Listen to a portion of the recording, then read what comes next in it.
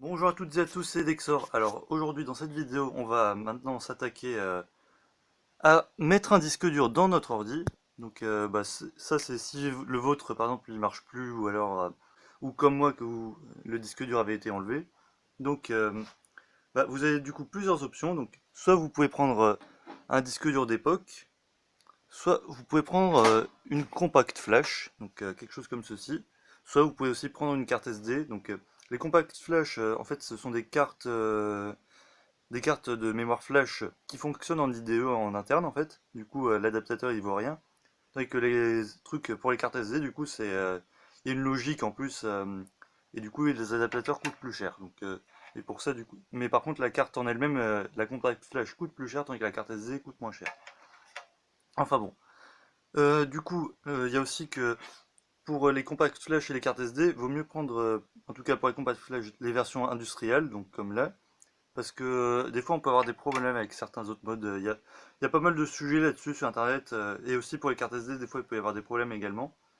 Donc vous pouvez aussi prendre d'autres trucs comme les disques on module, donc c'est en fait, ce sont des disques durs qui sont mis dans des cartouches, on va dire, enfin, ou dans des enveloppes de compact flash en fait. Donc on peut les brancher comme des compact flash, mais ce sont des disques durs à l'intérieur. Donc de nos jours ça vaut pas très cher, il y en a des capacités assez petites. Et donc voilà, donc moi vu que j'ai pas mal de vieux disques durs qui servent pas, je vais prendre celui-là, un modèle de 428 mégas. Et d'ailleurs, il y a quelque chose à prendre en compte avec les 386 et les premiers 486, c'est que leur BIOS ne supporte pas les disques de plus de 503 mégas. C'est-à-dire que, enfin, ils peuvent les supporter, on va dire, mais vous aurez accès qu'à seulement 503 mégas. Donc, vaut mieux prendre plus petit que ça. Ou alors, si vous voulez accéder à plus, des fois, il y a des petites manips à faire, genre, j'avais vu quelque chose comme quoi on peut faire croire au BIOS certaines choses et du coup, enfin, rentrer des nombres incorrects dans le BIOS, on va dire, et faire en sorte qu'on atteigne quand même une capacité assez proche. Soit on peut aussi lancer des petits, enfin formater le disque dur avec un petit programme spécial qui vous permettra donc d'accéder à la capacité. Par contre, ça prend peut-être un peu des perfs en plus. Après, il existe aussi quelque chose qui s'appelle XT-BIOS et qui est en fait enfin, une ROM d'extension du BIOS qu'on met par exemple sur une carte réseau ou quelque chose comme ça. Enfin, n'importe quoi qui a en fait un connecteur pour mettre une ROM qui va s'additionner au BIOS et qui permettra d'accéder au disque dur de plus grande capacité. J'ai vu quelqu'un qui avait même fait une vidéo là-dessus, je mettrai le lien dans la description normalement. Donc voilà, donc moi je vais mettre celui-ci dans mon ordinateur. À savoir aussi que les disques durs, les vieux disques durs comme ça, évitez de payer une fortune pour ça parce que c'est des choses qui sont très vieilles, qui sont très fragiles et donc même si quand vous le recevez, enfin déjà, rien que le fait de passer par la poste, il peut claquer. Et ensuite, même quand vous le recevez, c'est pas sûr qu'il dure des années non plus, hein. Donc vaut mieux pas investir trop d'argent là-dedans parce qu'on sait jamais combien de temps ça durera. Donc voilà. Donc je vais l'installer moi. Ah oui, j'allais oublier aussi. Pour visser les disques durs, prenez pas les vis comme ça. Voilà. Qui sont les vis du boîtier. Prenez des vis comme celle-ci qui ont un pas de vis un peu plus fin. Qui s'appellent les vis M3 qui servent à visser dans les boîtiers. Parce que sinon vous allez foirer les pas de vis. Et ça va être génial. Et d'ailleurs, je sais pas si vous l'avez remarqué, mais les vis qui sont utilisées là, c'est les grosses vis, mais normalement, ça c'est la personne qui a construit l'ordinateur qui l'a mal construit, normalement ça devrait être les petites vis également. Donc voilà, donc maintenant j'ai vraiment monté le disque dur. Et je viens juste de me rendre compte que dans la cage du disque dur il y avait ce bout de scotch qui, c'est l'ancien propriétaire qui du coup les a mises. Et donc ça devait être les vis du disque dur, et là c'est les grosses vis, donc ça veut dire que même le disque dur était mal monté, tiens. Donc, ouais, j'ai d'ailleurs enlevé la carte IO parce qu'elle gênait. Une chose que j'avais oublié d'ajouter aussi, c'est que quand vous utilisez le dernier DOS pur, on va dire, donc qui venait pas avec Windows, donc qui est DOS 6.22, vous avez accès que au FAT16 et le FAT16 vous permet seulement de formater vos disques durs en partition de 2 Go maximum. Donc faut prendre ça en compte pour éviter de prendre des disques durs trop gros pour rien. Donc ça fait aussi que ensuite, vous pouvez formater jusqu'à 4 partitions en FAT16, du coup ça vous permet d'atteindre jusqu'à 8 Go, mais après, au-delà, vous pourrez plus rien stocker dessus, à moins de peut-être installer des pilotes pour le FAT32, ou alors tout simplement d'utiliser DOS 7 comme si c'était un DOS libre, environ un Windows, ou alors en téléchargeant un DOS 7 libéré, on va dire, de Windows. Donc voilà, donc maintenant je vais l'installer. Alors voilà, maintenant il est en place. Alors négligez pas la quantité de vis. Et aussi, j'ai pas vérifié les cavaliers, mais normalement il doit être en master. Parce que oui, bah, c'est pas comme le SATA où vous branchez, puis voilà, c'est bon. Là, faut régler si jamais le disque dur est tout seul sur sa nappe, ou alors s'il est avec un autre et tout ça. Donc des petits détails à régler encore. Donc voilà. Ah oui, une autre chose que j'ai aussi oublié de parler, c'est enfin une autre option donc, des disques durs, c'est des disques durs SCSI. Donc si vous avez la chance de trouver un disque dur SCSI, bon, moi j'en ai un mais il fonctionne plus bien. Enfin, faudrait que je change les condensateurs dessus en fait, vu que il y en a plein dessus et à un moment il fonctionnait, puis maintenant il marche plus trop. Enfin, il démarre et tout, mais bon.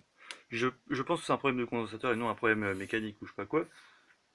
Et donc, il vous faudra aussi une carte contrôleur, et après le SCSI c'est un peu plus compliqué à installer pour quelqu'un qui est nouveau dans le truc.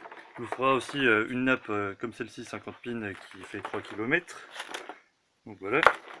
Et ensuite, l'avantage qu'a le SCSI, surtout pour des machines comme celle-ci, c'est que ça décharge pas mal le CPU, et ça permet donc d'avoir de meilleurs débits, meilleurs temps de réaction et tout ça.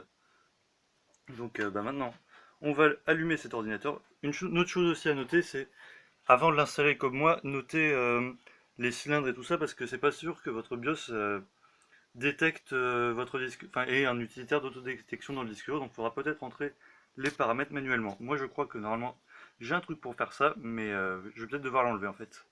Donc on se retrouve dans le BIOS. Bon, en fait je me suis rendu compte que je pouvais les lire depuis le côté. Donc hop, on allume l'ordi. Voilà, ça sonne comme un ordinateur, un vrai ordinateur de l'époque. Ah, j'ai pas pris mon supre. Hop, voilà. Alors malheureusement Hard Disk Utility ça marche pas. Donc en fait j'imagine que ça doit être pour faire du formatage au bas de niveau et tout ça. Alors heureusement comme je disais je peux regarder depuis le côté. Alors il faut rentrer les trucs manuellement. Comment on fait? Ah, il faut mettre le Type 47, voilà, pour le truc d'utilisateur, donc les trucs custom. Alors je vais regarder. Donc voilà, j'ai mis les paramètres, donc il nous met bien 409 mégas, ou 408, ouais.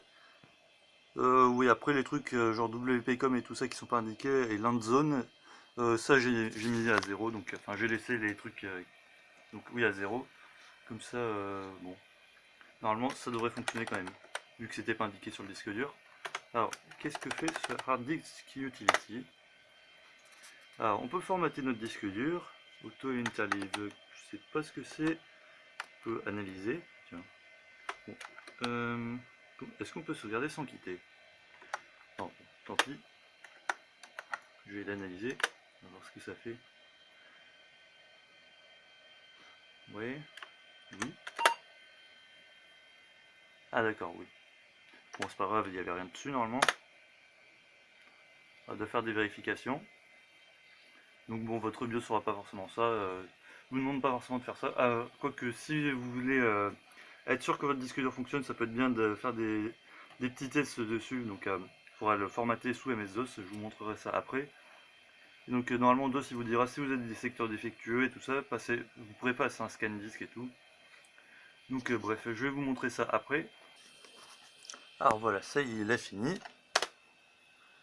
Alors, qu'est-ce qu'on peut faire dedans? Je sais pas, on peut plus bouger? Ah oui d'accord, c'est pour rajouter des secteurs défectueux. Bon, j'imagine que c'est pour analyser s'il y a des secteurs défectueux, et visiblement il n'en a pas trouvé un seul. Donc ça c'est parfait. Bon, sur des disques durs de cet âge-là, si vous avez des secteurs défectueux, des fois on vous dira, les gens vous disent faut plus faire confiance à un disque dur qui a des secteurs défectueux. Mais je veux dire sur un ordinateur sous MS-DOS comme ici, j'ai envie de dire, si vous avez quelques secteurs défectueux, c'est pas très grave, c'est pas comme si vous alliez stocker vos photos de famille sur un disque dur de 400 mégas quoi. Donc bon. Alors, auto interleave, ça fait quoi? Je ne sais pas. Donc ça c'est pour faire probablement un formatage bas de niveau. Donc on va éviter de faire ça. Alors maintenant pour formater, on va prendre des...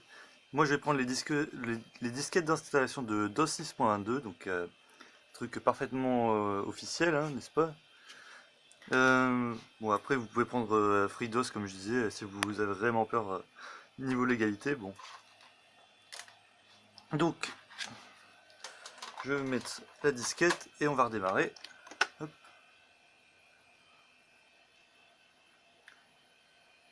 Après je vais pas installer MS-DOS 6.22 vraiment complètement sur ordi, c'est juste histoire de formater le disque dur.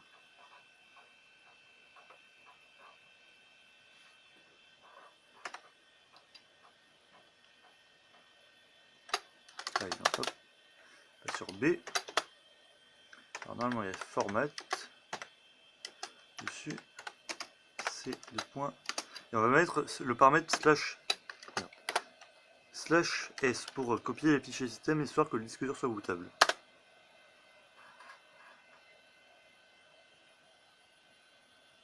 Ah oui, non, d'abord faut faire F10, oui c'est vrai, vu qu'il n'y a plus rien dessus. Ah, il nous dit pas de disque dur, tiens. Ah, mais j'ai pas sauvegardé dans le BIOS, ça doit être ça. Ouais, c'est ça, j'ai pas sauvegardé. Ah là là. Donc, on va mettre les paramètres. Donc, toujours type 47, je mets en pause. Alors voilà, ça redémarre. Alors, F-Disk. Donc c'est avec ça que vous créez les partitions. C'est un peu le gparted de MS-DOS, on va dire, si vous connaissez le monde Linux. Alors du coup, on va afficher les informations sur les partitions. Bon, on voit qu'il n'y a rien du coup. Alors on va faire création d'une partition ou d'un lecteur logique MS-DOS. Donc il faut choisir un. Bon, vu qu'on ne va pas mettre d'autres partitions dessus, enfin moi je vais pas en faire. Je vais faire juste partition principale. Donc là il y a une liste de disque dur. Allouer l'espace maximum, oui. Enfin, après, ça, c'est vous qui voyez si vous voulez faire plusieurs partitions ou je sais pas quoi. Voilà. Maintenant, il faut redémarrer.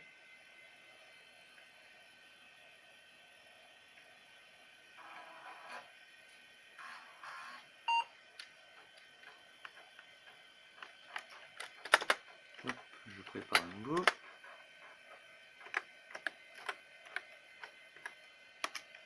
Hop, c'est deux points. Et on met le paramètre /S. Normalement.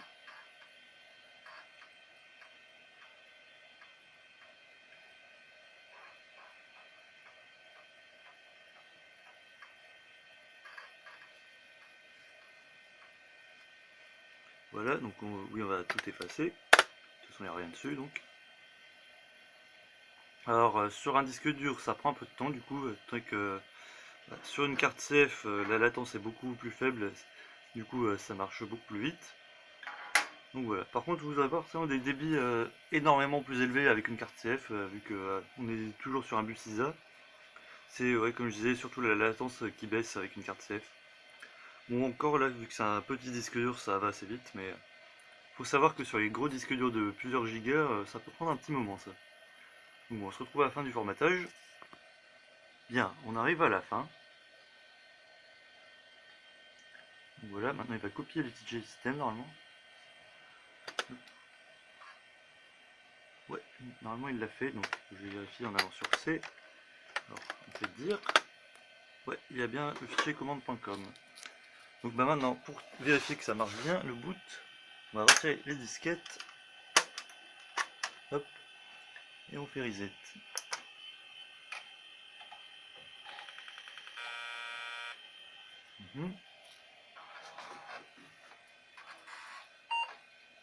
Et voilà, ça démarre. Et en plus ça démarre plus vite, donc ça c'est très bien. Donc bah maintenant j'ai copié les benchmarks, enfin les utilitaires de benchmark sur le disque C. Alors on va commencer avec SpeedSys, d'ailleurs vu qu'il a un utilitaire de test du disque dur. Quoique, avant je pourrais vous montrer du coup ScanDisk. Bon, il n'a pas listé de secteur défectueux, le formatage, donc normalement il n'y en a pas.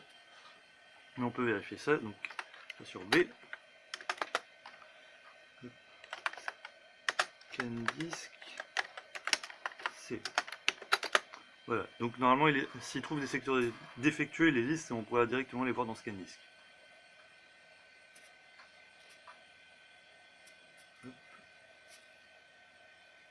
Voilà, ça démarre. Bon, du coup ça va très vite vu qu'il n'y a rien. Donc examen de la surface, il va nous demander, et je vais faire un examen de la surface.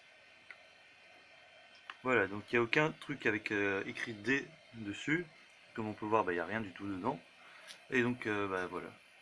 Alors ça, j'ai rien d'autre à montrer, c'est juste pour bien vous montrer qu'il n'y a aucun secteur défectueux sur ce disque dur, que si jamais en formatant il en avait trouvé, déjà il l'aurait dit après le formatage, et ensuite il y aurait des petits symboles comme ça dessus un peu partout. Donc voilà, donc on quitte. Hop. Donc je vais retourner sur C, je vais faire un dossier speed 6, toujours qu'il est parti.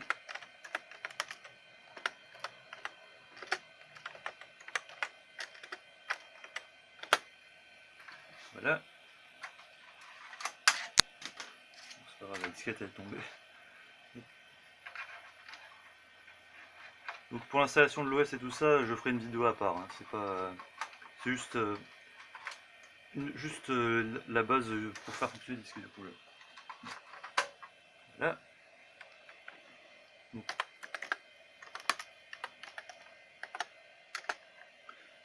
c'est ça et ça.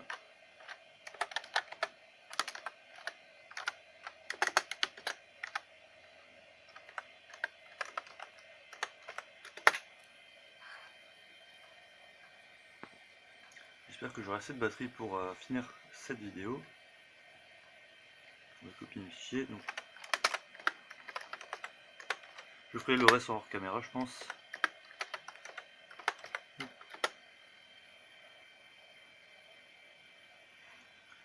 Donc, j'ai sauté les tests du processeur et tout ça. Je vais directement partir sur les tests du disque dur. Je ne ferai pas les tests avancés parce que je doute que j'ai assez de batterie pour faire ça aussi. Alors hop, et tout ça, espace, et ça. Voilà, maintenant on va faire le test du disque dur maintenant qu'il en a trouvé un. Donc là on entend le bruit qu'il fait, bon c'est... Alors, visiblement en PIO 3, il va à 3800 tours minute. Bon ça c'est les tests de base. J'essaie de rendre ça plus net. Donc là on a le temps en millisecondes. Bencher le disque dur ça peut être bien si vous changez de contrôleur du disque dur justement. Ou si vous trouvez un pilote qui permet de contrôler plus facilement le pilote du disque, enfin de contrôler plus rapidement le contrôleur du disque dur. Donc là le buffer du disque dur est à 1,6 mégaoctets. Bon c'est pas très rapide. Ensuite qu'est-ce qu'il fait? Ah, la vitesse linéaire de vérification, il faut croire, ça va à 2 mégaoctets seconde à peu près. Bon, il n'est pas sur des vitesses de fou non plus, mais sur un 486, donc ce que je vous disais, ça peut être utile ça. Par exemple, quand vous installez le pilote du chipset comme sur mon 5X86 que j'ai pu faire, que je vous ai pas montré ça encore une fois, ça m'a permis de passer de un score similaire à ça à 11 mégaoctets seconde sur le buffer, donc c'est pas mal. Alors, on va attendre un peu qu'il finisse.